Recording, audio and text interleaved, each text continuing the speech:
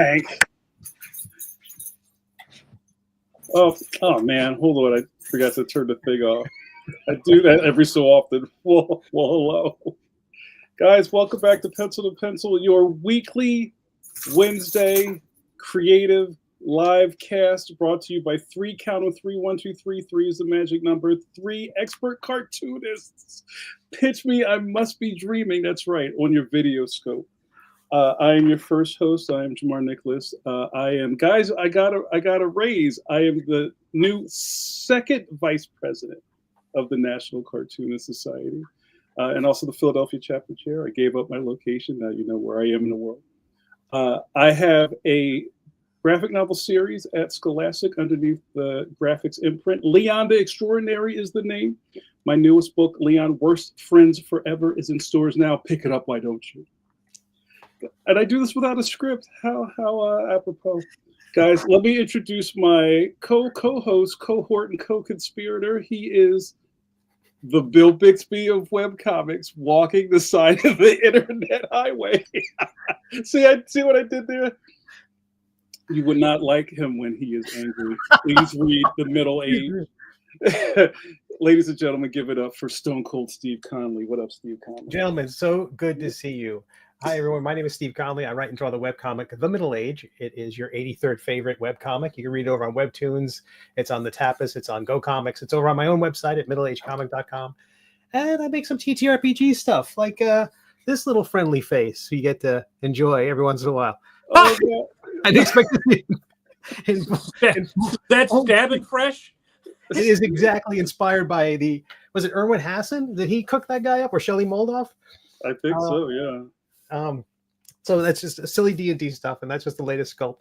But I would be remiss if I didn't introduce the Tower of Power, the Manny Hour, Too Sweet to Be Sour, Mr. Mike Manley, artist of 2 daily comic strips. Two. Hello, everybody. Mike Manley here. And yes, I do 2 daily comic strips, and I've been told again this week I've probably drawn your childhood.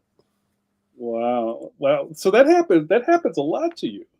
Every week now. Now I'm on Blue Sky, so now I'm starting to get a different crew of people. Like each one of these social media websites, you get a different blend of people. So, like I've been on Facebook the longest, so I have people there.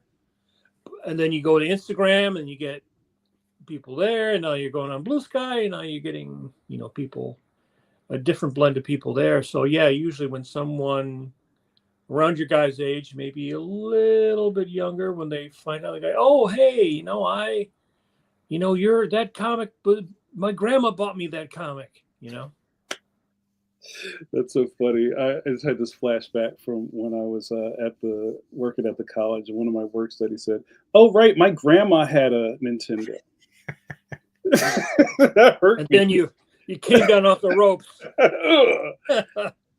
You know what? Maybe it's a good place to start talking about kind of like the separation of church and state. That when people meet you in the world or the wild, or say like you're picking rutabagas in the supermarket, and somebody goes, "Wait, are you Steve Conley?" How often are you guys recognized in the world? Or maybe even if you say, "Well, I do comics," and then they put the connections together. How often does that happen for you guys? And for me, never outside a comic store, not outside a comic store or a comic convention. My work is, it's so, the audience over on Webtoons, 21,000 subscribers on Webtoons. They're spread out all over the world. That's a low parts per million dilution of people. So I'm not probably going to run across too many folks too often. But at comic shows and Comic Cons, more likely. The more indie the comic convention, the more likely it's going to happen. But also, of course, because of being a co-host on Pencil to Pencil. Oh, of course. Now it's always paparazzi everywhere I go, and right, popping out of the bushes. Yeah, I can think of 2 specific times, both actually because of my blog. And my Facebook. So back in the before times, when everybody was doing blogs, I was actually on South Street, and I had somebody recognize me. Wow. From my blog, and then I had somebody in the local diner recognize me. But this kind of helps, you know. So wait, so when that happened, was that ponytail Mike or was that bald Mike? No, this was Skull Mike. I like Skull Mike. Skull Mike, yeah. Because I started shaving my head a fairly long time ago now, like 15, 16 years now. No, it hasn't been that long. Yeah. Mike, yeah. Come on. Yeah. So, yeah. And then I think it also has to do, again, all of this has to do with age and the people you're intersecting with, because those people that were intersecting with my blog 15 years ago are all much older now. Right. And so the demographics is always changing. You know, it's like we don't, as a cartoonist, you don't have a publicist. You're sort of into being your own publicist. So, you know, as you navigate each one of these new social media platforms until they become evil, and then, you know, I mean, I was just thinking of this the other day. It was on Tumblr, and then there was DeviantArt, and then there was Twitter, and then before that there was MySpace. I think MySpace was my first one. Don't forget Comic Space. I was never on that. What about LiveJournal? No, I was never on that. I can keep going. No, I was never on any. What was that other one? There was like a message board one that a bunch of people, but I was never on any of that stuff. Yeah, I mean, there were a lot of things that just failed to launch. That even like that's where Blue Sky kind of came from, right? Weren't there a bunch of things that kind of happened all at the same time? Yeah, Threads, Blue Sky, Spoutable, and Blue Sky got the traction at the moment. A question, like you talking about being recognized, Jamar, you've recently, I mean, going from more indie to scholastic, that's I mean, you know, Fist Stick Knife Gun, that's not a small project, but going from there to scholastic, that's got to be huge in terms of being recognized. And yeah, well, I'll say yes, maybe kind of professionally, like, you know, when you're like milling around in a room full of people holding wine glasses, people know who I am now. But that's really, it's more reserved for like kids know who Leon is, and that's even more exciting. Right. Like I just did a little school visit / book fair visit actually last Sunday, and I brought my cutouts with me, and I put Leon in the hallway, and I went somewhere, and the kids came in and they're pointing at the cutout. They're like, "Oh, look, it's Leon!" And wow, that's cool. So that's worth, 1,000 people recognize me in the CVS. And then you show up and they start crying. Right, take this guy away. He's scary. Who's the guy that makes Leon? Not this dude. Well, yeah, because I think the thing is that when you were a kid and you were a fan of something like Peanuts, and you would see Schultz, however you pronounce it, right? Mm-hmm. But you didn't necessarily connect it to a person, right? You just liked your thing, like, you know, like I love the Warner Brothers cartoons, and it'd always say, you know, directed by Chuck Jones, but you saw that, but you didn't. It took until you got older till you realized, like, oh, that guy made this version, this person made that version. But the average person, I don't think they don't attach it in that way. You know what I mean? Unless they're like kind of like quasi spotlight people like Seth MacFarlane. You know what I mean? Like he kind of like is out in front of the stuff he does more than other creatives. Right. So there's some outliers, but I agree with you. But I guess nobody gets into this to be face famous, right? Well, I think I put something on my Facebook a little while ago, trying to figure out like who were the cartoonists that people knew, and basically nobody knows cartoonists, but everybody knows Stan Lee. It Wow. really turned out that basically Wow. most people know Stan Lee, but they couldn't pick another cartoonist out of a lineup. They couldn't. They'd go, "Oh, that's Stan Lee," Right. but they couldn't tell you who Kirby was, or Hal Foster, or probably even Schultz, who was, probably the most famous. But they couldn't. If they saw a picture of him, they wouldn't go, "Oh, that's the guy that drew Peanuts," But everybody knows Stan Lee. Do you think that's part of the machine? Right. It's kind of like push these people back and push the product out in front of the creator. I think it's more sinister than that. You think? Yeah. I don't know if it's sinister. I just think it's the nature of the fact that Stan was such a good promoter.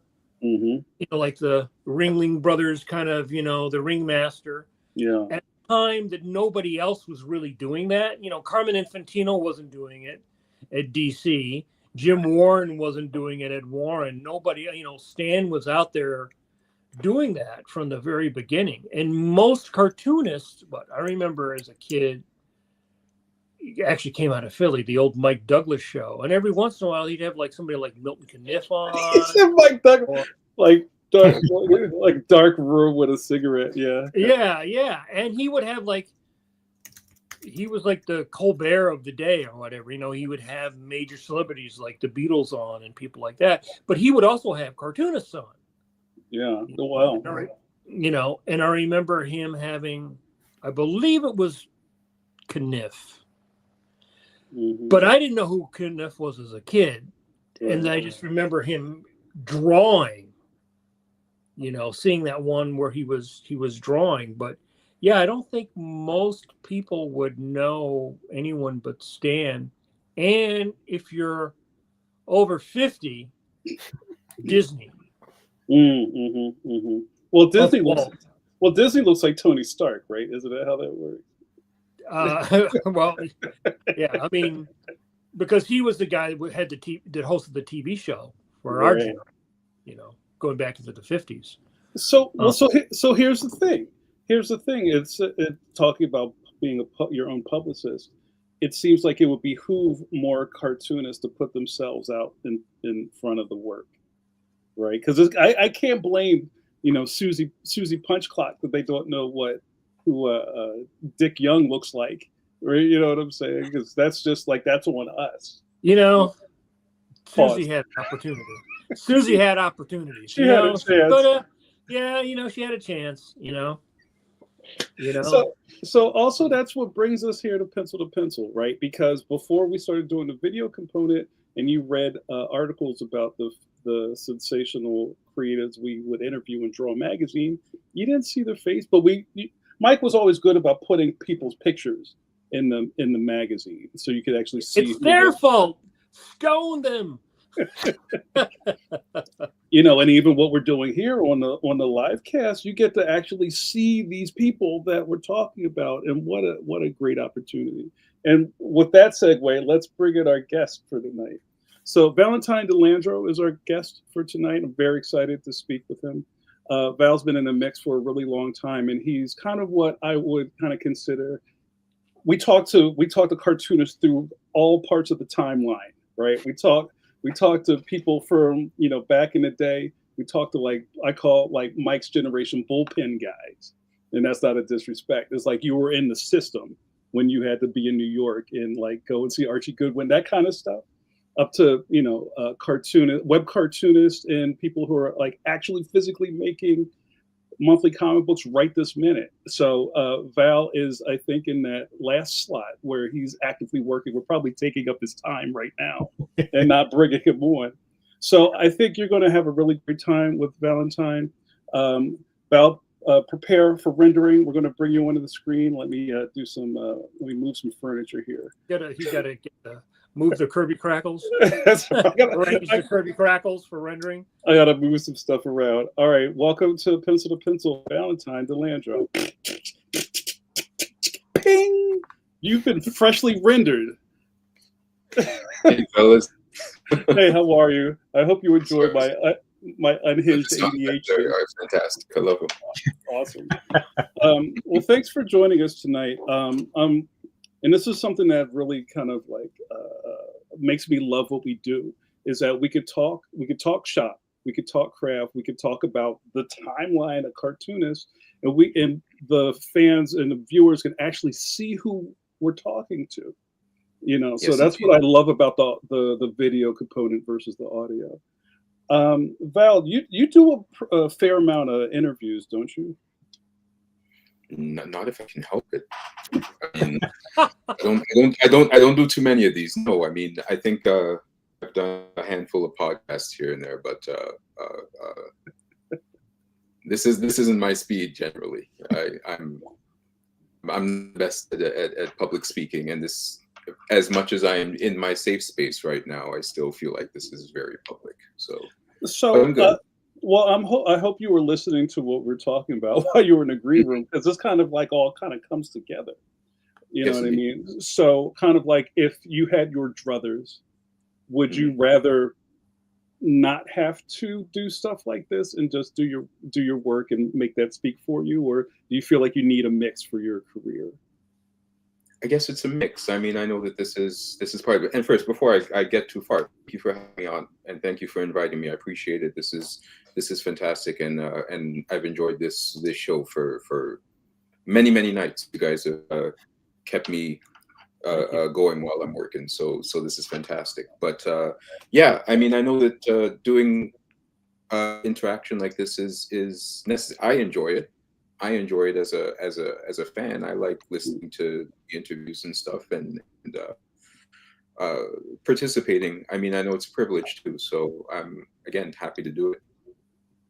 That's awesome, and I also appreciate you being kind of part of the penciliers, as we call them, people who actively watch this stuff. So Yes, thank indeed. you for that. I think people who kind of either watch this stuff later or in the chat are usually surprised by how many like working cartoonists are in the chat room. You know, and we've gone through Lurking. yeah, People are there. Yeah. there's a lot of lurking. And sometimes I'll try to snatch people from the chat, and they're like, no, I don't want, I don't want to, Yeah. I don't want to do it. Well, I think initially when you asked me, I was like, really? I mean, are you sure? But again, like there's a bit of grace in, I guess, taking you up on the invitation. So, but again, I was listening for like I was trying to say, there were certain parts of my workflow where I was just listening to movies or repeats of some show in the background, and or the news, and I completely cut out news from my white noise space, because who needs that level of stress? And then you know, you bounce around and you start listening to things, and you ask yourself, why isn't there a community of creators, cartoonists that are talking about the things that I enjoy? Where could I find a space like that? And then, well, dum there's something right there for you. Like you can log in and check it out. So that's what brought me to catching up on a lot of your shows on YouTube. And then again, you guys pulled me out of the woodwork when you had Kyle Baker on. So I'm a fan of like 14-year-old Beatles girl throwing draws up at the stage kind of fan of Kyle Baker's. Like, so, you know, like that brought me out of the woodwork. I was happy to stop lurking just to let him know that his work is phenomenal. Well, we're happy to have you. So let's ask you some questions. So where are you in the world? If you may, I am in Toronto. I am east of Toronto, of the actual city, but yeah, I am up in Canada. How do you feel about, and you know, nobody really does this kind of like metric, but how do you feel about maybe the cartoonists per capita in Canada? Like, do you keep any type of loose alliance with other Canadian cartoonists, or do you guys not really care about that stuff there? No, I mean, not that we're trying to win a race or anything, but there's so many, there's just so much talent up here. It's wild. And again, I see this as just a fan of all the Raid Studio, Ramon Perez and Marcus Toe, Kalman Antosky's here. Mike Del Mundo's here. I mean, Francis Manipul. I could go on for a while. Actually, there's beasts that live in Toronto alone. So I don't know if it's the water there or something, but there's some crazy talent, and it's nice to see them when they collaborate, they come out, and especially for the conventions and stuff. There's always a good turnout for that. How are you with kind of, how's the community there? Do you personally kind of keep standing lunch dates with people, or do you kind of just keep to yourself, or maybe even Zooming with people? Yeah, it's been a while. I actually just went out for lunch with my friend Craig Young. He's an artist and an inker over. He's like work for hire. He's the best solution to any problem that any editor ever has. Pages are coming in late because he'll get them done for them. So yeah, and Craig and I go back years, and I hadn't seen him like before lockdown. So I mean, yeah, it was something where we just kept saying, let's get together, and then a week would go by, and another week, and a deadline, and but we got our acts together and shined our shoes up and decided to have ourselves a little lunch date, and it was very nice. It was good to see him. Other than that, I mean, it's hard. I mean, I guess I'm preaching to the choir here too, just trying to maintain some level of social interaction with your compatriots, your peers, and at the same time try and actually get work done. I mean, yeah. Yeah, I know that, especially after the lockdown, like a lot of that changed. And I remember that even just for not going crazy, a lot of people were doing kind of like Zoom check-ins, like, let's get on this call. You know what I mean? We'll all look at the top of each other's heads for a while. But I think that's starting to fall away now that the door, your doors and windows are open. I think we're going back into slouching over tables. But I was just curious about that, because I know we're in an era of self-care, and I was wondering how you kind of enact that for your own life. Is it seeing other studio mates or other cartoonists, or just spending time with your family? How do you kind of keep yourself from going insane? I'm gonna get back to you. I mean, I think that definitely the family time is important. Try my best to be present there. My kids are getting big really fast.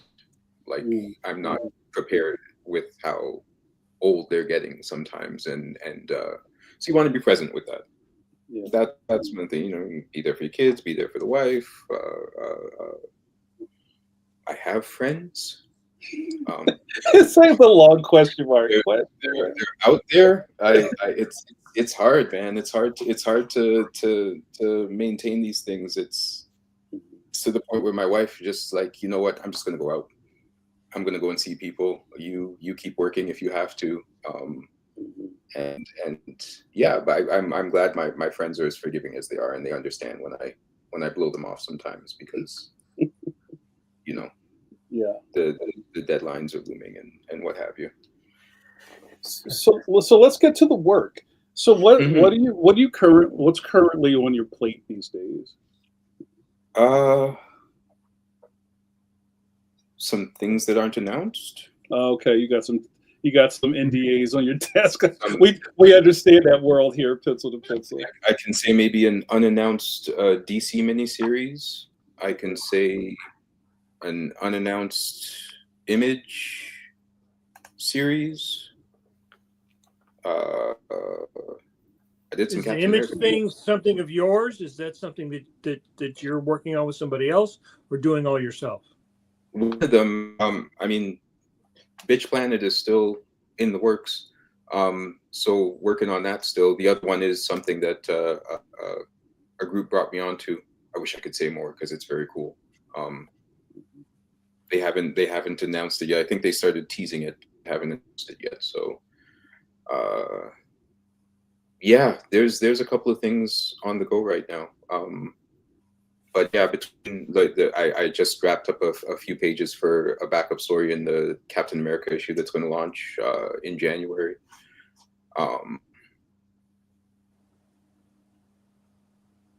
Yeah, just there's.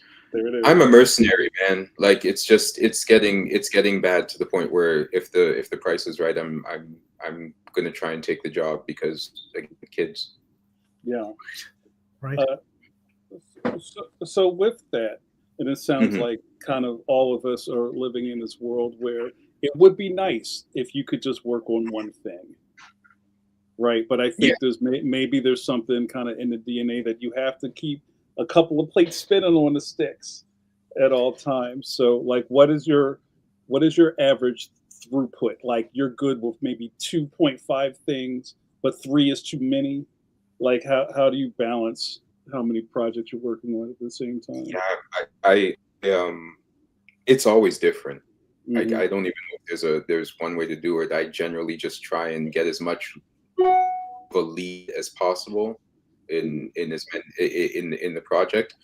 I would like to stay with one, right? Sometimes I get ambitious. Sometimes I look at it and I'm like, maybe I can fit something in here and get this done. So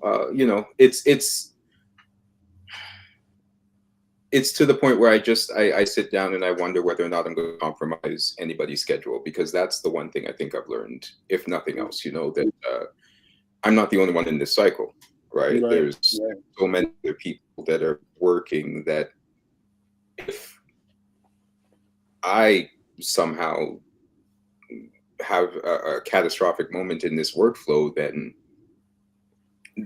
this book and it's publishing. This industry is grounded in publishing. That's what it's about, and it's a lesson I learned, I think, not only by hearing it but by actually actively watching it collapse around me sometimes. So yeah. Well, So are you a 2 or 3 page a day person? I mean, do you have to gauge what you take based upon your physical output and and like how many hours a day you can put in if you have a family? Because I mean, you've got to, you have to, like you said, you have to spend some time with them. Now, I know in the older days, some guys would get up, they would get the kids off, Mhm. they'd work, to have family time, and then they would work a little bit in the evening. And then some people like don't work at all in the evening and only work in the day. So Yeah. like you said, it all comes down to productivity. If you've got to, and as you know, when they offer you a job and then you actually get the job, it's never the same as when they first offered it to you. You'd always have way more time than by the time you actually end up working on it. Somehow weeks seem to evaporate. So No doubt. to me as a freelancer, that's the main thing. It's like there's some guys that are great at busting out a couple pages a day.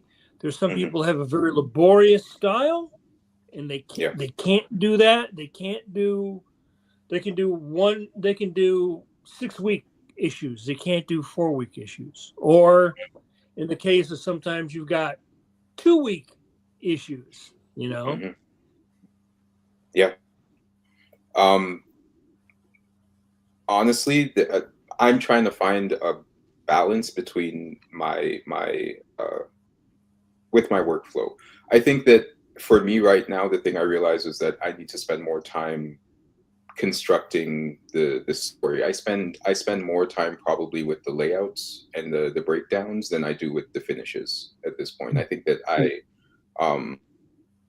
where some artists may knock out an entire book's worth of layouts in like a day or so, I'm taking a week, because the layouts that I hand in I think that my layouts are a little more realized. Let's say, like they're almost my pencils, because now my workflow includes a tablet. It includes my iPad.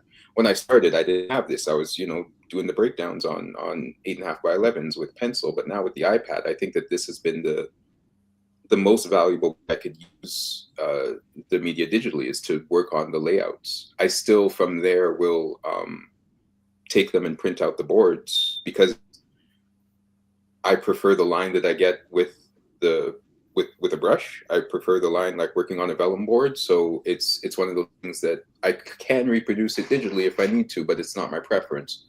So that's just if I'm being very particular about the entire flow itself. So yeah, it's finding a balance with how fast I could get those layouts done and then turn around into finishes. I'm still learning. I feel like I've been doing this for a while, and I'm still learning. I'm still picking new tricks as I go along. So hopefully there's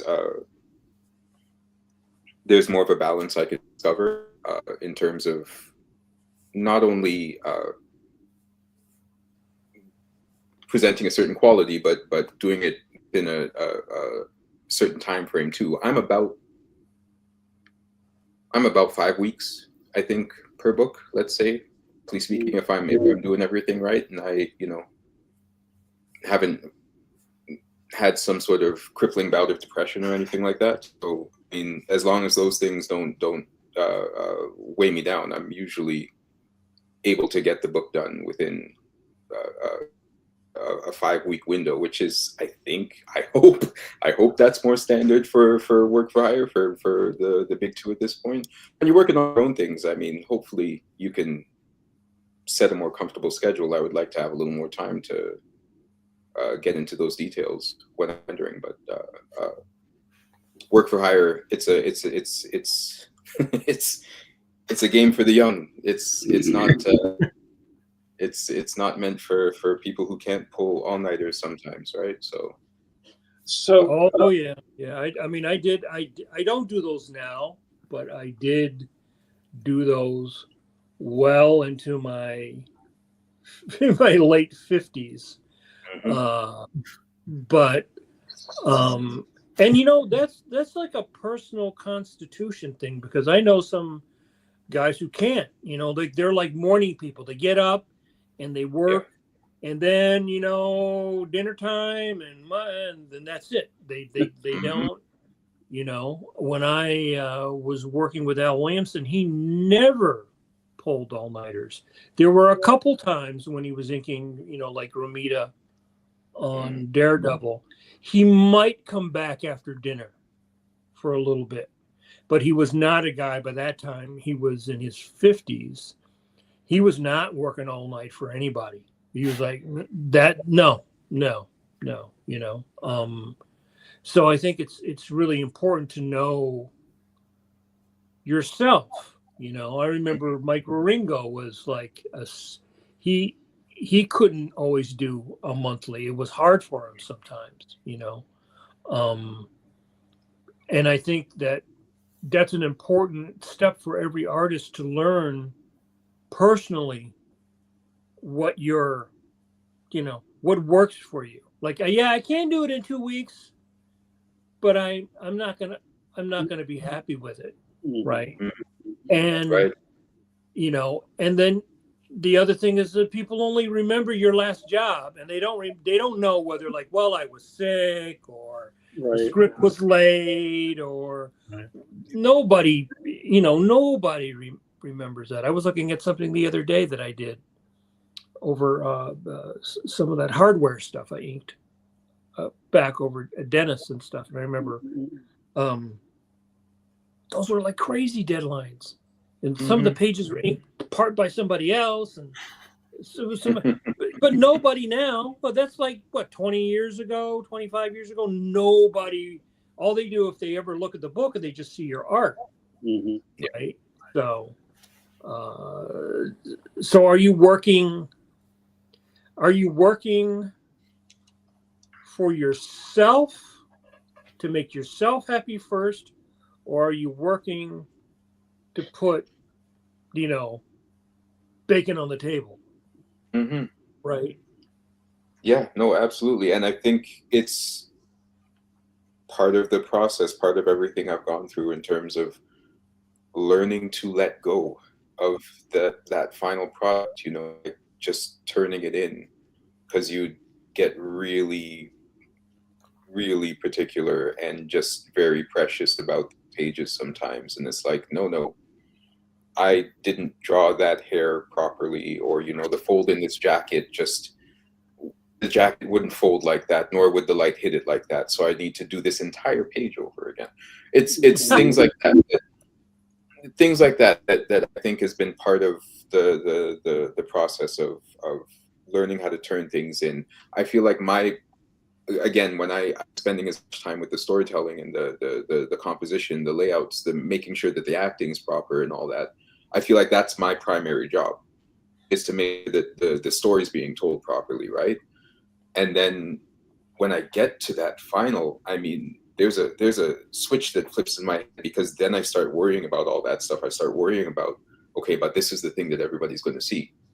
It's one thing that I'm turning this into an editor, and, you know, they know shorthand, they understand this, they know what this is supposed to look like. But I mean, that final product that I want to turn in, I start getting very anxious about it sometimes, or at least I used to. I mean, I think I've been getting a little better at it.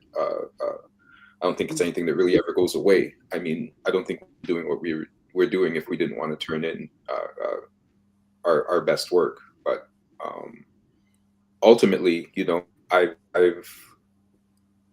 had to develop I don't want to say a way to ignore that voice, but I mean, just in order to just process it, to stifle it maybe a little bit more, and understand that, you know, this book as a whole, this process as a whole is more important. I'm just a part of it, right? It's a very visual part, but it's only a part. This is a collaborative media, and if I don't do what I'm supposed to do, there's nothing. There's no final product, or at least, you know, then you're in the position where, you know, other people have to come in and do your job for you, and that's not a good feeling either. So no, that's not a good look. I have two questions. One of the questions is from the chat. Our good buddy Bill O'Donnell. What up, Bill? Bill asks, on your 5-week kind of calendar thing that you laid out, is 5 weeks pencils or pencils and inks? Can you elaborate on that a little? Pencils and inks. And generally, like I said, now most of my penciling is done on the iPad. So like my layouts and my breakdowns are fairly realized, like I said, by the time I print out. So when I get to my actual board, I may take a pencil to it and refine a few details here and there, get that right handed. But otherwise, yeah, I'm just going in with my brushes and my quills and my pens and doing what I can to get some line art in.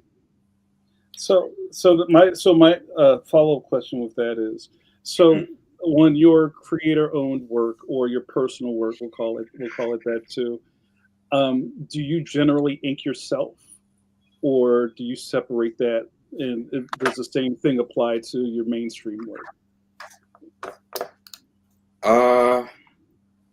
No, I ink myself. Sorry, I just got a phone call there, and I missed a little bit. Oh, that's all right. Just make sure everything all right. No. Yeah, no. The question was whether or not I ink my own stuff when I'm doing creator-owned stuff. I mean, I like to have as much control as I can. I think that there's something about at least trying to bring whatever it is going on in here, putting it on the paper and fleshing it out as much as I can. So that's my preference. Yeah. Okay. Well, I'm sorry. Go ahead, Steve. Go ahead. I was wondering about, like, sometimes we talk about a cartoonist origin story, about the. I like to think of, like, what was it that got you into comics at all? Like, sometimes, you know, I know Jamar's origins are kind of unexpectedly with, like, Doonesbury and comic strips, and you know, I was a spinner rack kid, although, like, I love newspaper comic strips too. But where were you? What got you in here? Was it comic books, or is it something else? Definitely comic books. My origin story is one of revenge.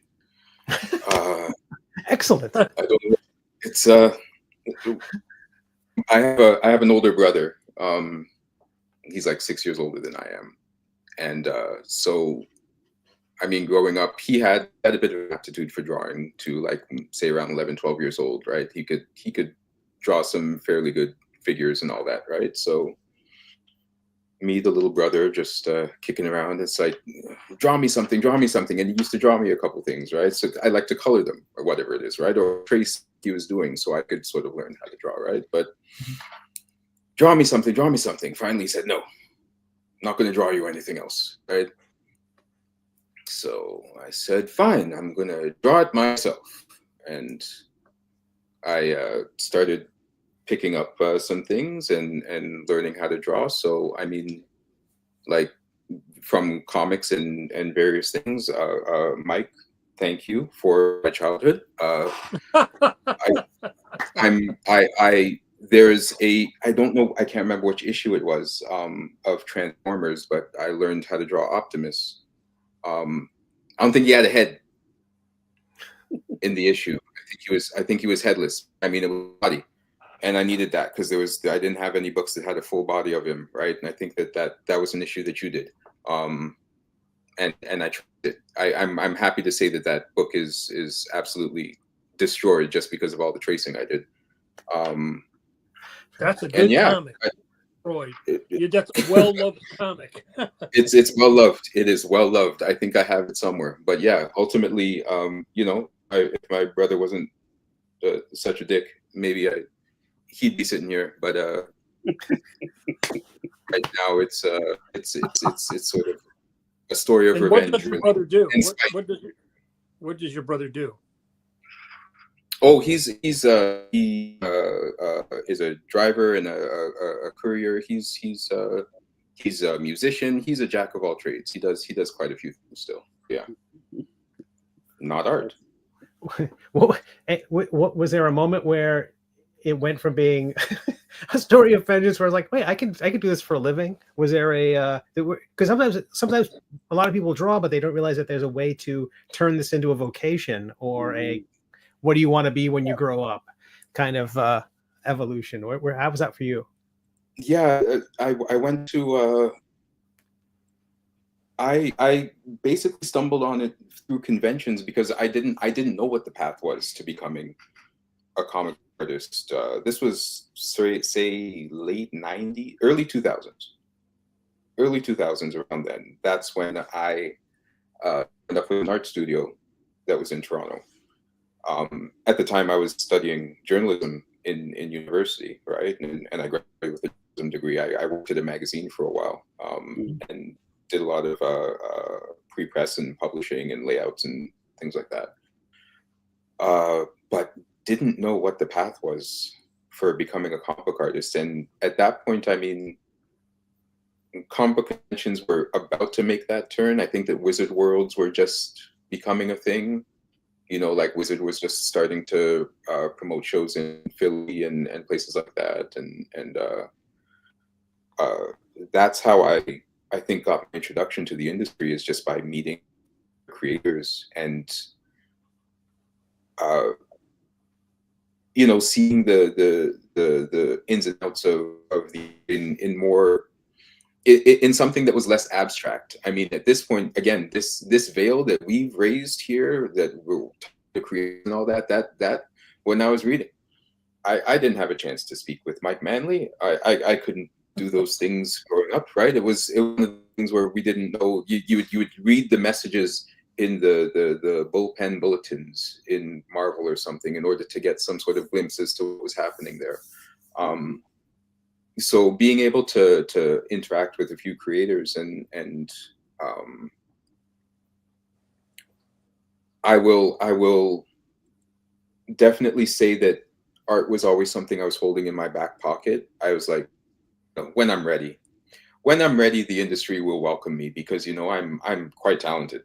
I can do this. I could do everything that everybody's doing here right now, right?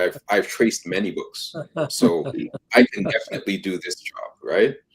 So I started going to the conventions and I started putting portfolios together and got shredded. It was yeah. And thankfully so. I'm grateful for all of the critiques and all of the advice that readers out there are willing to give me when I drop these sad portfolios in front of them. I don't know. Again, I think that, you know, you have an understanding of what it is for storytelling, but I'm glad I got that ego trip out of my head very, very early. I'm glad that someone took the time to just say, "Nah, kid, like, you're not it, not yet. Like, just here's what you have to do." And thankfully, you know, I could have gone 2 ways with that. I could have taken the advice, right, or I could have just said, "Forget it, I'm done," right? But I was willing to learn. I think that's something that I hope I don't lose sight of, that there's always something to learn from this industry.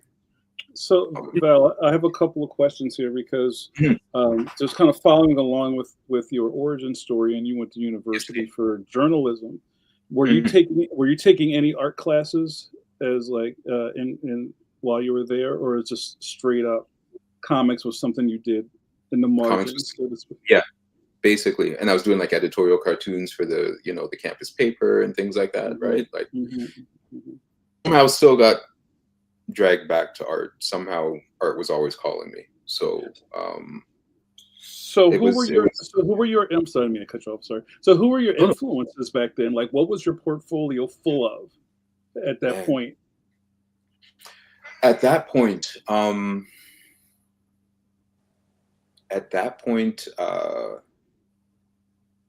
like Joe Mad was a thing. All of Joe Mad's pages were something else. Like that was the hotness back at that point with X-Men. But you know, I was a big Jim Lee fan. I was a big Image fan.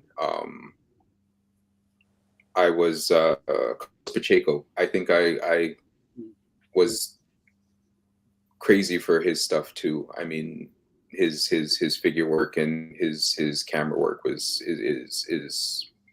beyond anything I could have conjured up on my own. So a lot of influences there. But then I started to go back. I started to check out Tom Palmer. I started to check out David Mazzucchelli. I started checking out. I actually got to Toth. I eventually, you know, there was certain Jesus Blasco who did like the Vanishing Man, the Steel Claw thing. Huge influence on me. It was just a lot of those. Look, you ask me in another 30 minutes or so, I'd have a different list of people who influenced me, right? But I think that I went back and I studied so many different creators for their storytelling, and just tried to ground myself at and see how they put together pages that could tell the story without any narration, without any dialogue. If those were the artists that I really tried to lean on when I started putting something together in my head and understanding what this industry was about and what my job was. Right. Do you remember specifically a crit from any particular artist that really kind of gelled with you? Neil Adams. And Neil is noted to be pretty brutal and very honest with his crits. Confirmed.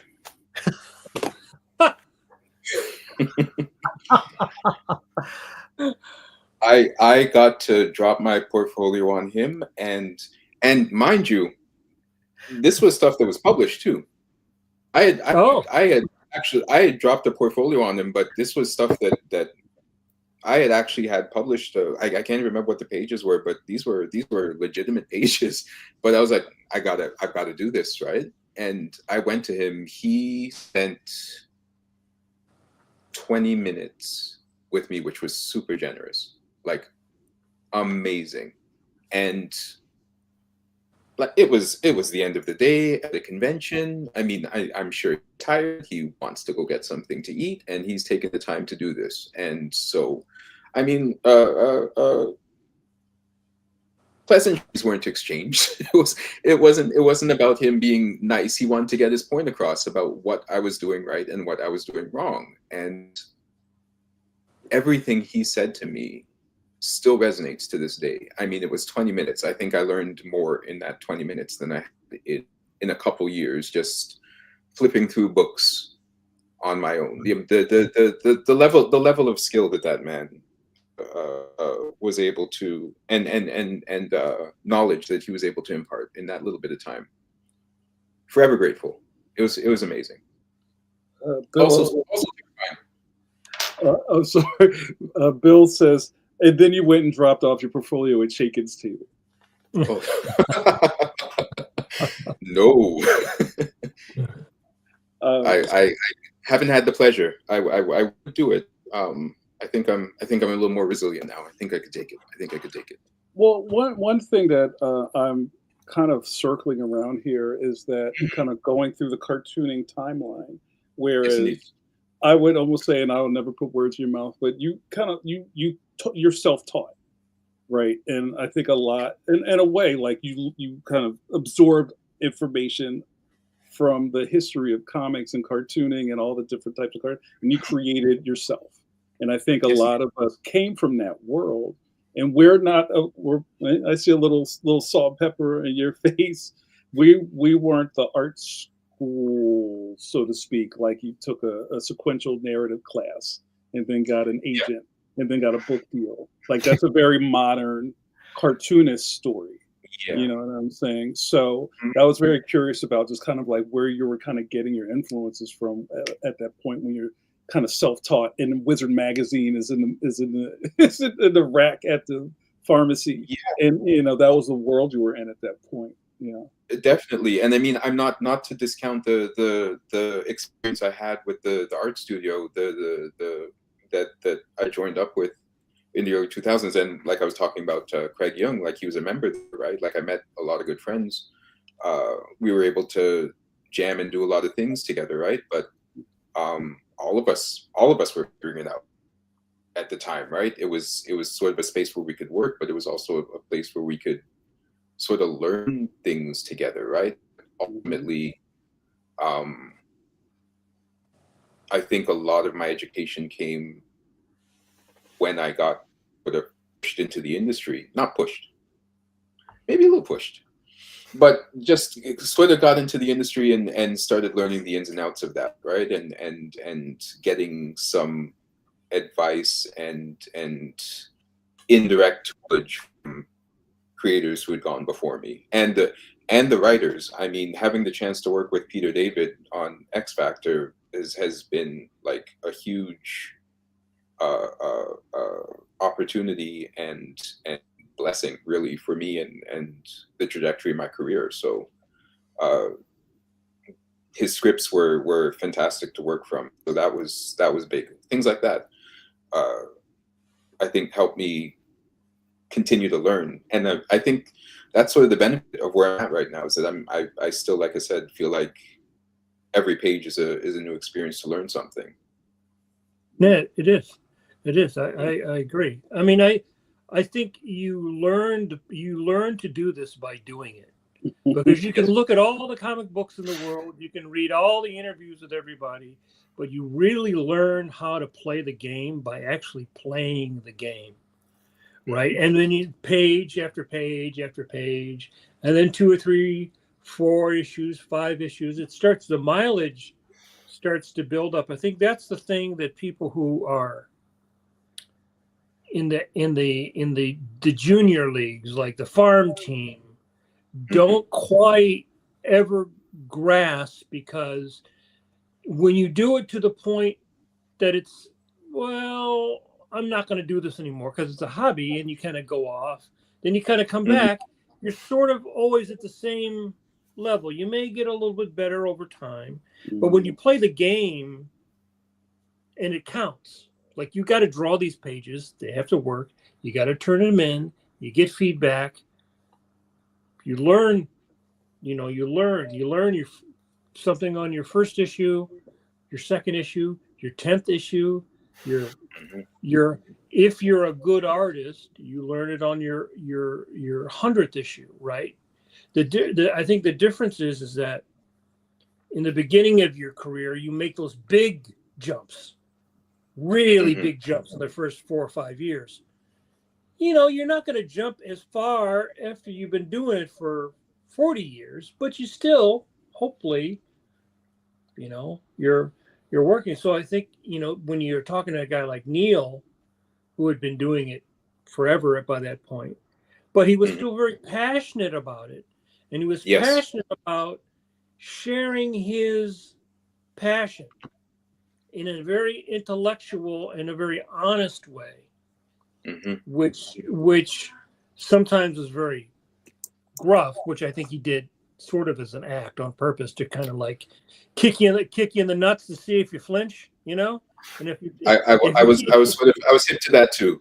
I was definitely getting that read from him because that he would take that much time and legitimately review my work. That's not something that you do if you're just completely disenchanted with the industry. If you don't have a passion for what this medium offers, I think that was just expressed in his action of reviewing my pages. Yeah. And you will have that opportunity to pay that forward at some point, right? The same that's the thing about comics is now we have these colleges and schools and everything, but for the majority of the history of the business, there was no school. Most guys didn't go to school. Most people drawing comics didn't go to school. They maybe you were lucky you were an assistant or not, or you studied or you read something, but it was like a hand-me-down kind of, Comics was not like animation, right? I always say, like animation, you had Chenard, the school that Disney started, because he knew that he needed his artists to be trained to do the kind of films that he wanted, right? Well, DC and Marvel did not go, or King Features didn't go, we need our artists to be trained. So we're going to, Stan Lee's not going to start, a school, to train people. So everybody, that's why I love this podcast, because you find out we're all learning the ropes, we're all getting in the ring, and it's always a little bit different at, where you pick it up, where you drop your arm and you get socked. So I think that's a great thing that you got to experience a guy like Neil doing that, because I think the industry really is a poor place because we don't have guys like that now. Yeah, I think we it's people like that were very important throughout the history of the business. 100%. Yeah. There it is. No, I just, again, we talk a lot about kind of like what is the next level of this? How do you drop the ladder down and bring in new people? Is it apprenticing? Is it the art of mentoring? I think all those things are important. I think that personally, comics is too selfish, especially in modern times, for someone to want to study under someone else. Mike speaks a lot about personality to do this, and I agree with him that you have to have what's on the back of your baseball card, however your stats work, that you have this wherewithal to do this stuff.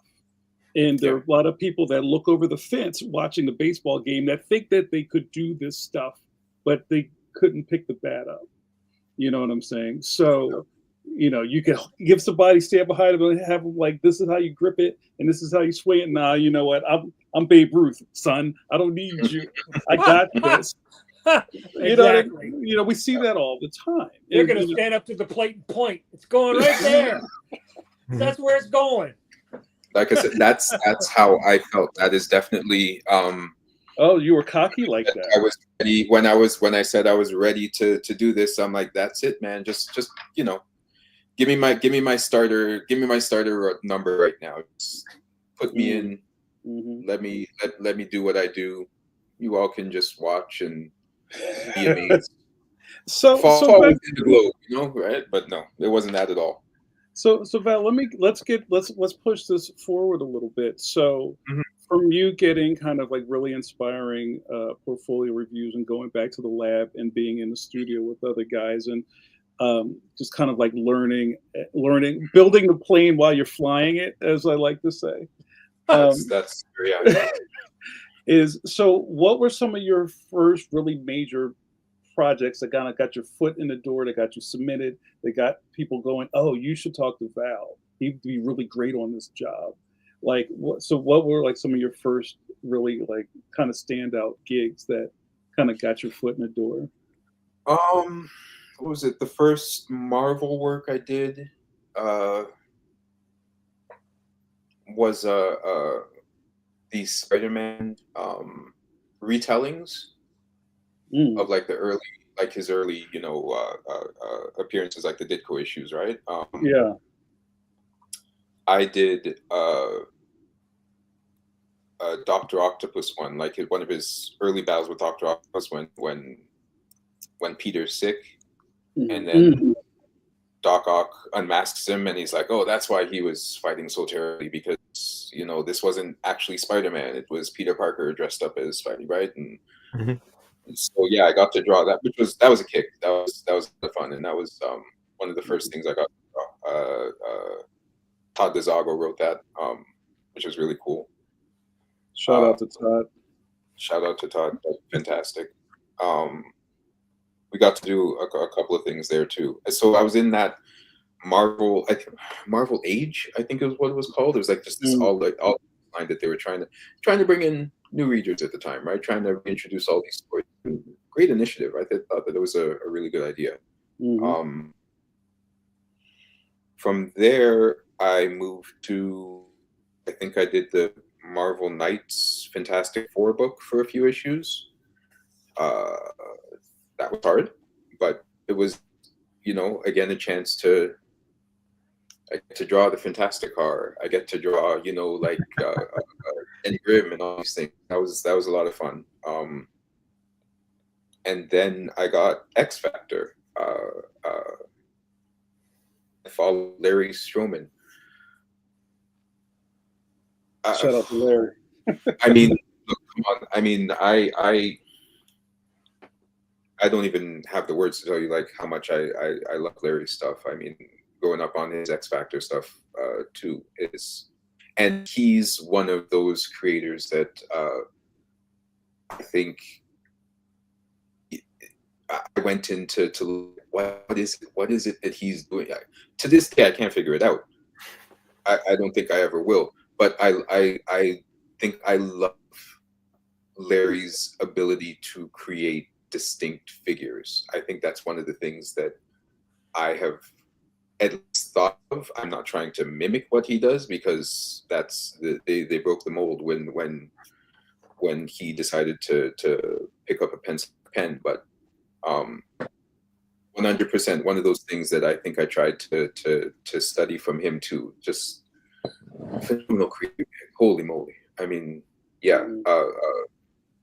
So getting to jump on X Factor was a huge treat for me, and then to be able to work with Peter David again. His scripts are fantastic. Like it was amazing to get these scripts, and it gives you just enough direction as an artist, so you know what you're supposed to draw, and at the same time he's giving you room somehow to be creative and tell the story your own way. He doesn't, at least from what I can the impression I get, he doesn't write scripts catered to the artist that he's working for. Somehow he's just written scripts that are compatible with any artist. That in and of itself, I think, is an achievement that I don't know if anybody in terms of writing will replicate. Like, I appreciate artists when a writer will know that I'm the one on, because then they'll, you know, potentially understand my storytelling, or my ability to storytell, and they'll potentially, you know, slide in some panels that they know that I could do, or at least within my scope and my abilities, right? But like I said, Peter, I think Peter was just writing scripts. He was just writing. He was turning in scripts, and he was turning in scripts early, like a machine. I'm certain he slept, but I mean, I don't know how to do that. He was turning in like 2-3 issues in advance with this book. Like, he was always ahead. And then if I came off of one, there was another. The book started double shipping just because there was, you know, Peter was that far ahead, and they were like, well, you know, the sales are down. Why don't we just get the artist to keep up with the writer? And that I could not do. I couldn't keep up with that pace. But again, sorry, I could talk about Peter David and his scripts for ages. So no, I love that we don't do enough of this to talk about the collaborative part of comic making. The show's pretty focused on artists, and I'm thinking about ways to kind of bring more of the writing into that. That happened in some of our comic strip episodes, like with the Zitz guy. So with your pedigree growing with all of this Marvel work, how did Bitch Planet happen? If you talk about Bitch Planet with Kelly Sue. Kelly Sue was at a convention here in Toronto when I was tabling, and she came by my table and we started chatting, and we ended up just talking about potentially doing some creative own stuff, because we were thinking about doing something work for hire, but those circumstances didn't really realize themselves. So we started talking about creative own stuff, and she pulled Bitch Planet out of the heavens. Like, she said we could do something from scratch. Like, we could start, you know, jamming on something, but I do have a couple of ideas. Here's a couple of them. And she put 3 in front of me, I think, right, of things that she had in development. And it was just like a pitch at the time. It was just like, that one just stood out. I was like, that's my book. I mean, I would very much like to draw a book called Bitch Planet. So let's do it. Let's see what happens, right? And I mean, it was, I think she was, because she had already had some success with Pretty Deadly and some other projects. I mean, it was a different path in terms of submitting to Image and getting it greenlit. I mean, it was already a slam dunk concept. So I mean, we just had to bring it to the fans, and yeah, forever grateful for that one, man. It's been a great journey. We're hoping to get back to it. We didn't intend on being off as long as we have been. I don't think that was ever the intention, but somehow it's going to work with the story that we want to tell still, and that's really at the heart of it. I think, at least for me, it's us getting the chance to tell the story that we want to tell, right? We have the privilege and the connection to do that. I mean, Kelly Sue's my homegirl. Like, I would do anything for that woman, and that we get to work together in this capacity is again, just a great privilege for me. Yeah, Kelly Sue's great, and I go way back with Kelly Sue, and it's one of the greatest parts about having this. And I love that I read that you guys co-created this, and I love the just kind of like the balance of the ownership of this property, which I think is really great. That speaks a lot to Kelly Sue. Speaking about the Stan Lees of the world, Kelly Sue was just such a across the board person, and she's a great human. So Yes, indeed. kind of when Bitch Planet came out and the fandom took to it immediately, and you start seeing people with non-compliant tattoos on, and just having that. Yeah, it's great. It's great. And do you? I know because Kelly Sue, looms large, but do you get love for that book? Also, like when you're in the street, it's like, yo, there's Valentine. Do you get love for that? I appreciate anybody who picked it up, who followed it, and they do return that. I mean, I do get a return on that for sure. That's great. That's great. I like when you say the tattoos, like my or everything that folded out of this series. I mean, I was like, I drew this little the symbol, the non-compliant symbol. I designed this, and I'm like, hey, this is kind of neat. Maybe we can, do some stickers.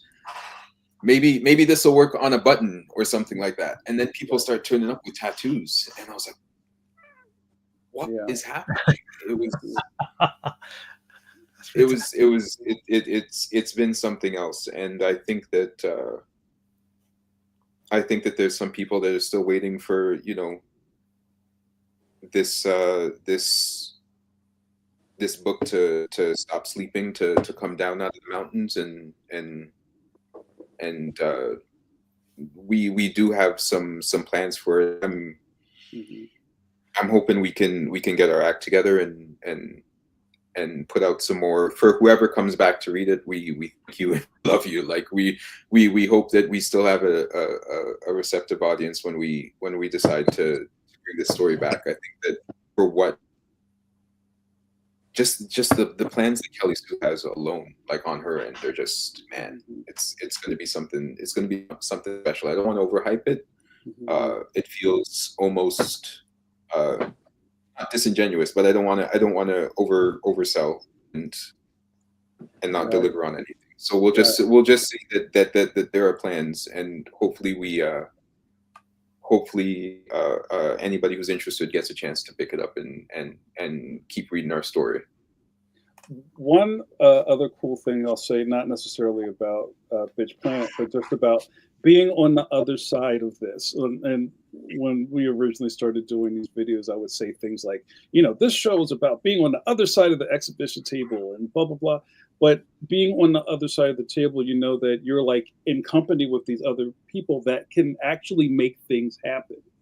You know what I mean? And that could be scary and thrilling at the same time. So you got to be careful who you talk to, because they'll come back to you later like, yo, remember that thing we talked about? Are you ready?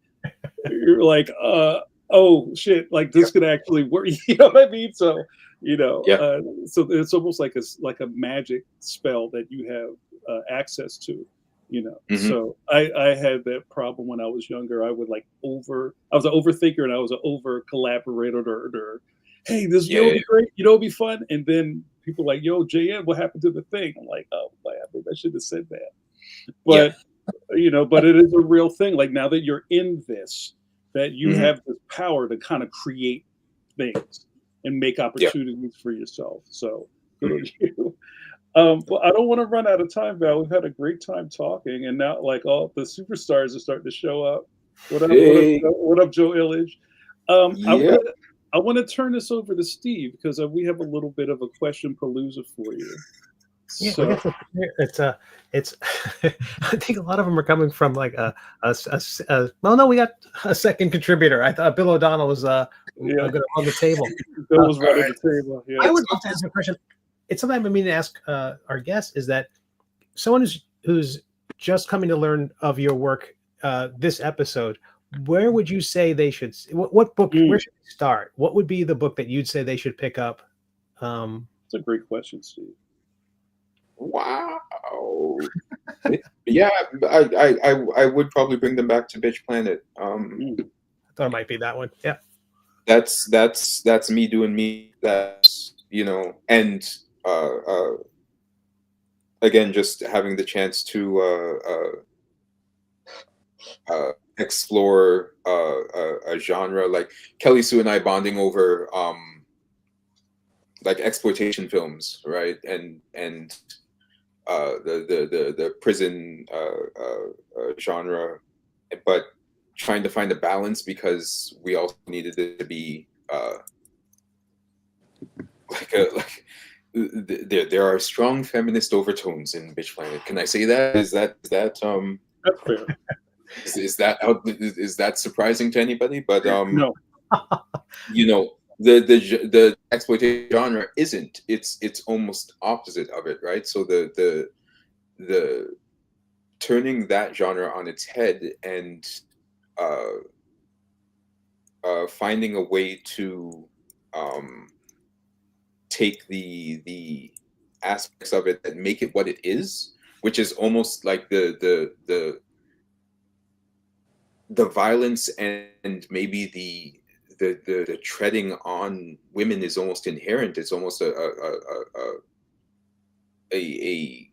fundamental part of that genre, but at the same time we're using it and trying to empower, right? And there's a lot of when we started studying the films and stuff too, it's one of those things where we discovered, like, you know, but in the end, like, the women always win, or the good guys always win, right? So maybe there's a way that we can do it and it's not as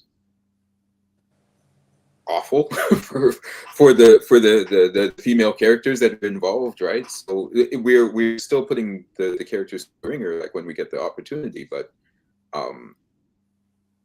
just holding on to the message that the good guys win in the end is a strong thing. So yeah, to go back, I think that's, if you're looking for something, like, check that out, please, and thank you. That's great. That's Awesome. great. Thank you. You got some new fans in the chat, Val. Good on you. All right, so we'll set this up. We'll start with Bill O'Donnell on YouTube saying, well, just Bitch Planet was amazing. And that was, so two things. We've already answered one of those things, so we're going to skip past that. We're just going to say, jump to, how was it with Chris Peter doing colors? Oh, that was delightful. Absolutely lovely. Chris turned in some really, really great, and this was at a point in my career when, you know, I didn't necessarily have an opportunity to choose who my collaborators were going to be in terms of colorists. So, I mean, getting the opportunity to see Chris's work and collaborate, that was amazing. Yeah. That's fantastic. And if Bitch Planet comes back, are you thinking, is it putting you on the spot to say, would you want Chris back, or is it something in that style? If it's, I mean, I don't know how artist schedules work now, or color schedules work nowadays, but is that something that you'd want to pick and go back? And are you in the position now where you can pick your colors? Yeah, it is. It's scheduling. It's a lot of different factors. Man, that is a question that puts me on the spot. I'll tell you that right now. But I know Chris is working with Kelly Sue right now on FML at Dark Horse, right? I know that's happening there, and that looks incredible too. So if you guys get a chance to check that one out, I mean, one of the best first issues that's dropped in quite some time. So if you don't know about it yet, or if you haven't had a chance to read it, like, go and check that out. Like, it's a great book. And do you ever do your own color work? Say again, sorry. Do you ever do your own color work? Yeah, for covers and things. Like, I've done a couple. I did a red and blue issue, and that was easier just because it was red and blue. I was able to kind of get away with the colors. Like, the editor asked me if I want to do it. I'm like, I'm a little nervous, but I'll try it. And I turned something in. It worked out okay. So I haven't done I think that's the only real example of interiors I've done in terms of colors. But covers, I've done some colors, but I still defer to the real masters. I've been working with Marissa Louise a lot with colors. She is phenomenal. She, like, elevates every last line that I put on the page too. So I really enjoy working with her for covers, for interiors, a lot of different things. If you see anything from DC that I've done, I think she's probably colored it. And yeah, Marissa's amazing. So yeah, I do enjoy, as much as I enjoy, like, seeing work to the end and having a measure of control, like, Some people are just good at what they do, right? And some people can see things that I can't, and Merck is one of those people. That's great. That's wonderful. Thanks for the questions, Bill. Joe over on YouTube, just comment, Silver Surfer Ghost Light is beautiful. So that's another book Joe, we can all check. I appreciate you, Joe. You know how you know where the love is at. So I appreciate that. I really do. And Studio Sky Tiger, Ray, as Valentine, how much would you say is mindset as opposed to skill? This question came in as we were talking about specifically about craft and about kind of I think in the context of getting through that that Neil Adams critique. Mindset as opposed to skill. That's tough. I mean, but I think ultimately you have to know that you could do these pages. I think you have to believe that you're, and not only that, but again, just going back to the idea that you just have to know what your job is, right? You have to understand that the story comes first in comics. For the medium itself and for collaborative as it is, the story comes first. Like if you want to go and draw like some cool pinups of a character and all that, that is amazing. Go and do that. That is absolutely your right. But with comics, like there's a sequence. It's sequential. You need to be able to tell this story. So the mindset has to be that that's my job first, to tell this story, to service this story. Like everything else comes after that. Like if you have the opportunity, and this is the way I look at it now, is that if I have the opportunity to create like a really distinct panel, or like just that one iconic image of insert character's name here, if it's a work for hire job, right? And I can do that within the confines of what the story is telling me to do, then that's great. But I can't look at that first. I can't get bogged down on the idea of, I need to make sure that Captain America's shield is turned just right so you can see everything, and that no, that's not the job, right? It's the story that has to come first. So I think that as long as you put yourself there and check that voice in your head that just really wants to be the artist, right? Like just really wants to it'll all come. That's the thing that happens after, is that if you're able to tell the story, if you're able to compose the page and find that right camera angle, it all comes together, right? I think that a lot of those things start to click once you understand what this medium is supposed to deliver ultimately, right? It's all about making sure that you're I don't want to say staying in your lane. That sounds as though, there's like restrictions. And it's one of the things I love about the industry too, and this medium, is that, as artists, like there's so much that does restrict us. There's so much that we're able to do. But as long as we just continue to work within the service of the story. Who would you say you learned the most storytelling from, or that you feel really was the artist that, because we all start out wanting to draw the cool style, the cool characters, but then like you said, when you're doing the storytelling, who were the artists that were like the linchpins that sort of led you, that opened up your storytelling sense, gave you a lead? Man, that is a great question.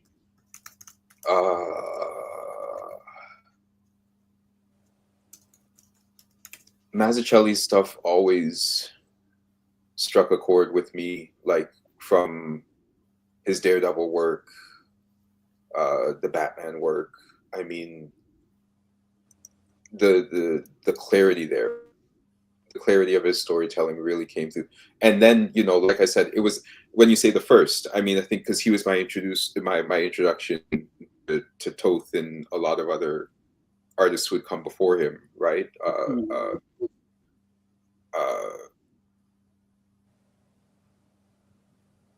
Toth was all about, I think for me, was about composition. Like there's something in his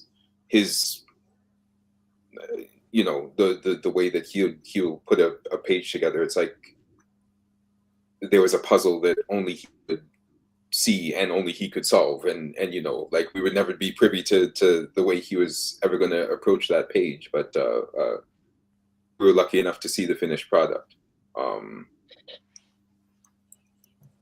Yeah, I don't I don't know how much time we have, but I mean, I could go on about a lot of artists that I cracked open their books and learned something from in terms of storytelling. But I would put those two at the top.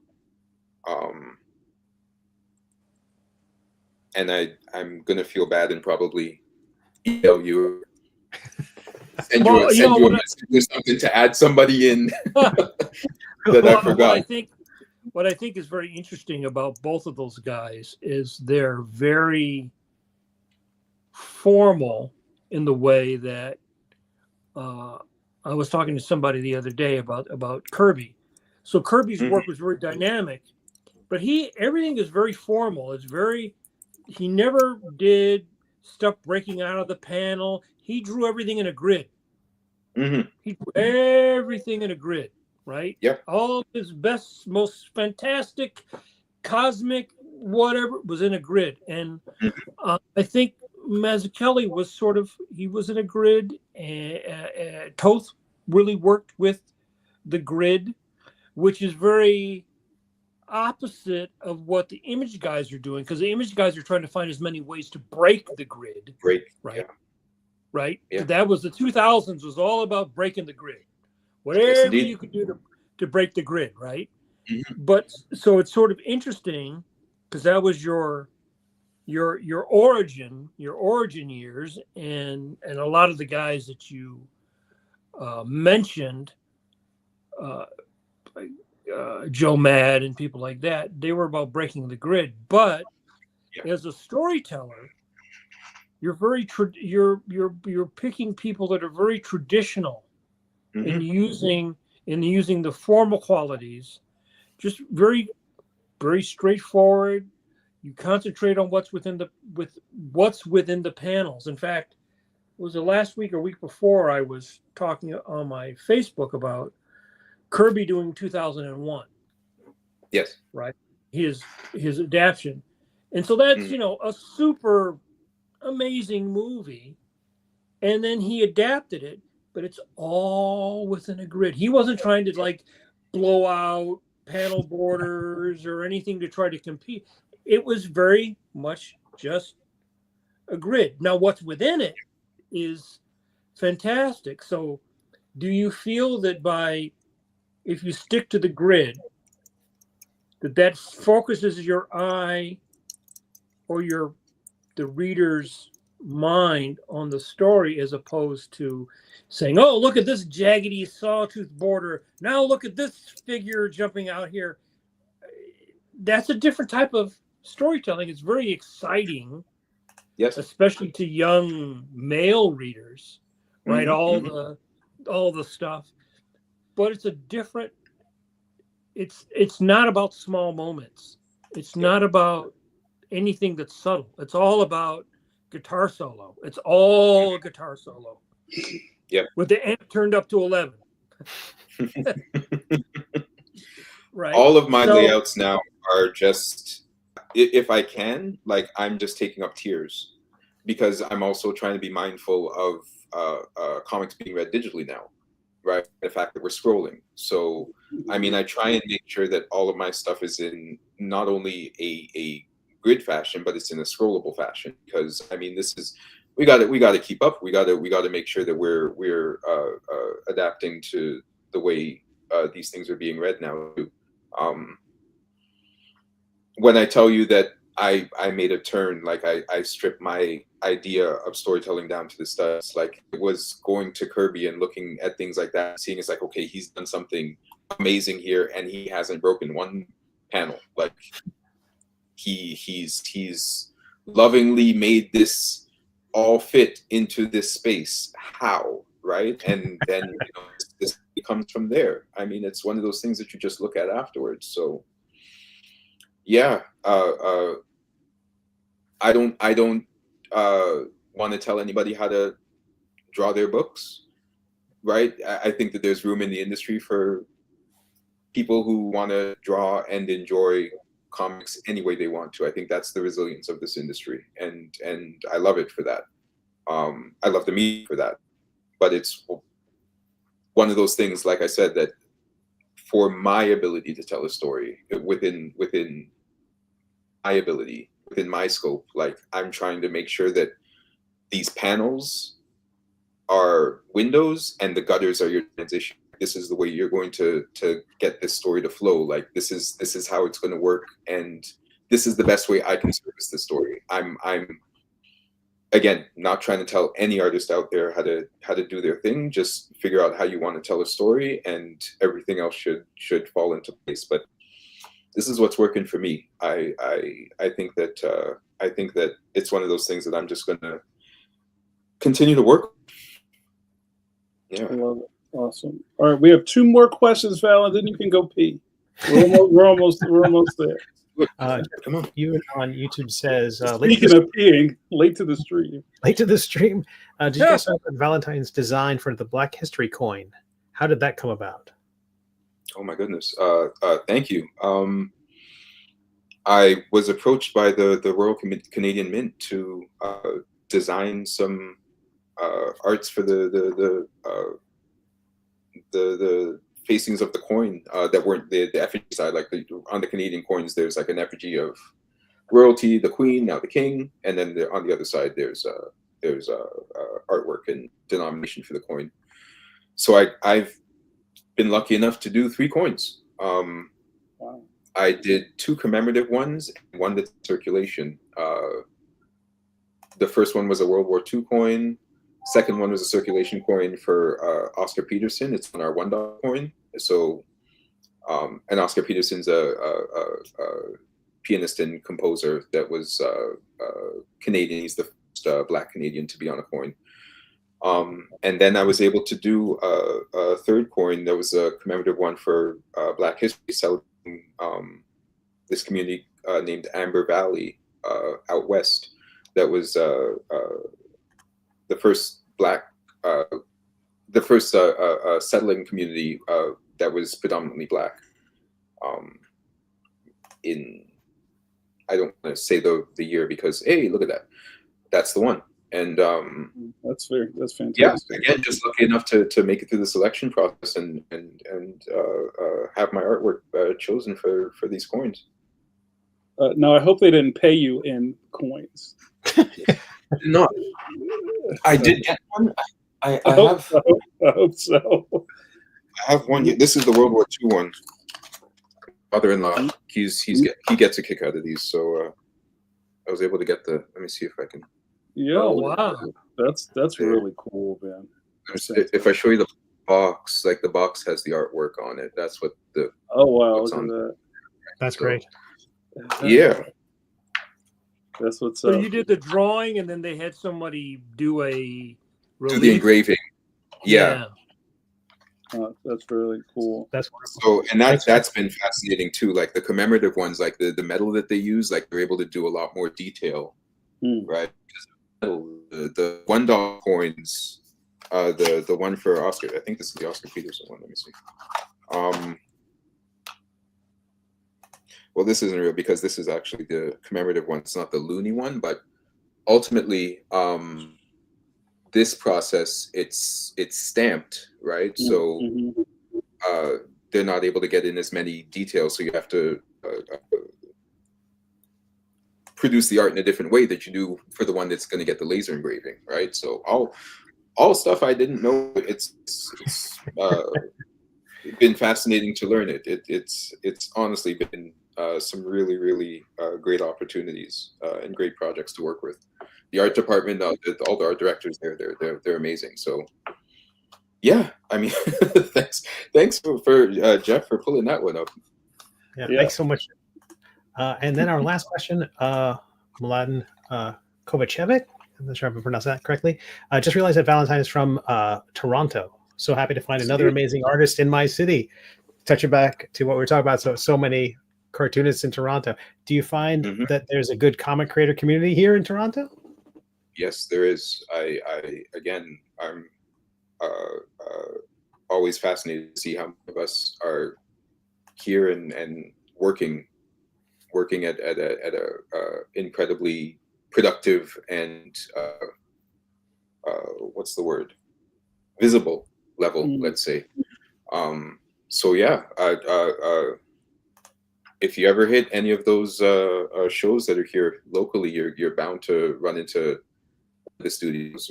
Raid is always kicking around here, and we're just home to a lot of great talent, and lucky to call some of these people my friends. So I'm some of them. Some of them. Some of them. Rest of them. Val, before we get, I'm sorry, Val, Yes, sir. before we get out of here, I would be remiss if I did not ask you to talk about Good Trouble Productions. I didn't forget. Please. So, would you like to tell us about this? Good Trouble Productions. I'm part of this group that we're trying to produce some educational nonfiction comics that we're putting into classrooms and helping to teach history and civics and voting rights and some of the things that I think are important for the youth to and not just the young people, but maybe anybody who's willing to or feel as though there's a bit of a gap in their education of not only history but civics and how a lot of these systems work. So trying to package these things in a very informative yet narrative format. I think that comics have been great as a medium to try and deliver this level of history to students. So I mean, if there's educators or teachers on listening or watching right now, like, please reach out. We'd love to get any of these books into your hands if you're interested. You can also visit the website. There's some that are on sale. We started publishing some of them through comic book stores, so you can order them there. Any questions about them, please just reach out. But it's something that myself and everybody else that's involved, Andrew Aiden, who co-wrote March with Congressman John Lewis, Kelly Sidukonic, Matt Fractions with us, Von Chanel, Lauren Sankovich, she's our editor and keeping everything moving and running because she's amazing at what she does. Yeah, I mean, we're doing our best to try and make sure that we can fill this nonfiction comic book space with some good product, and I think we've had some really good stories. So hopefully, if anybody's interested, please reach out. Hopefully, we get some of these books in your hands. I love it. And it's not relegated to Canada. It's wherever you can fit the content to wherever the educators are, right? Yes, indeed. I mean, these projects came about first. We released them in New York. So there's all the books were in New York City through the Department of Education. Originally, we started to publish a couple of these titles. We republished a few of them that were released there, and you can now order those through the comic book stores or any direct retailer at this point. And there's some more material coming. Hopefully soon. Everything's been moving there. There's a lot of different initiatives that we're trying to tackle, and there's great interest. There's actually been the reception has been welcoming. I think that it's good to see that people are using this medium to explore ways to educate and teach and help people learn. I think that, again, just the resilience of this medium is one of the reasons why I love it so much. I love it. All right, thanks, Val. All right, you guys, pencils down. That was our session. Val, you were fantastic. I would love to have you back on, maybe when some of those NDAs get loosened up, and you could talk about what's next on your plate. No doubt. But yeah, thank you guys. Thank you so much. Any last words, you guys, Mike or Steve? Any last words on the way out? I love this episode. I'm going to be listening to this a couple of times. I think I really enjoyed it. You gonna go back and listen to it? Yeah, heck yeah. A lot of lovely moments. I loved it. I love it. A lot of jewels. That's very cool. All right, you guys. Thanks so much, Val. Last time we'll put your thing up on the screen. Pause. Quick phrasing. So, that's right. Here we go. So please follow Val on the internets. Thank you so much for hanging out with us tonight. I want to get Val out of here. We went over a little bit over his time. Worries. We will have not announced a guest for next week, but we will very shortly. And if it isn't a guest, it'll just be these three smiling faces talking. These three Christmas elves. That's right. All right, guys. I would be remiss, Val. You know how this works. I would be remiss if we didn't leave without washing Kirby hands, and then we're going to call it a night. Put those Kirby hands up, Val. I've been working on this one. I think that one's good. There you go. All right. Oh, that's a good one. All right, guys. Thanks so much. We'll see you next week. Thank you, Val. We need more revenge in my life. Take care. Everyone. Take care of you. All right.